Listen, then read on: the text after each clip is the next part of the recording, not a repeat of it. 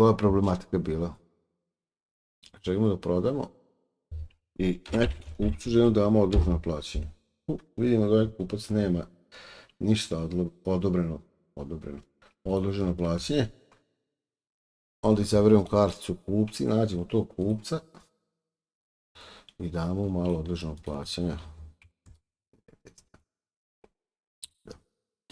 Onda kad sljedeći put biramo tog kupca, vidjet ćemo da on dobije 90 dana i u programu automatski izračuna kad je taj datum plaćanja i onda prodajemo. Opala. Tup. Ostalo ide sve normalno. I vidimo da je datum plaćanja taj. I tako da ide.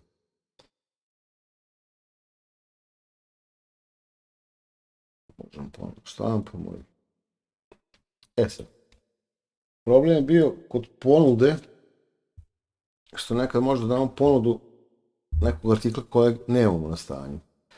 Tako da ćemo malo to, da ćemo prodati preko jednog drugog ekrana. U meniju dokumenti izaberemo ponudu. Uzmemo ovog našeg kupca. Vidimo da je on dobio odobreno dan 90 dana, ali automatski se ovo promijenilo, ponuda važi do. Sada ovo 90 dana je puno. Mi ćemo njemu da damo 4 dana. Važi ponuda. Ovdje prodaje možemo staviti artikle koje nema na stanju. To podrazumijeva da prvo mora da ubaciti neki artikl. Sad da neki komplet, ja to neću uraditi.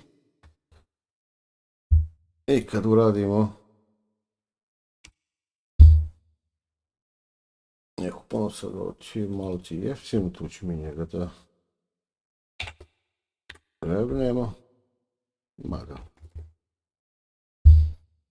1028.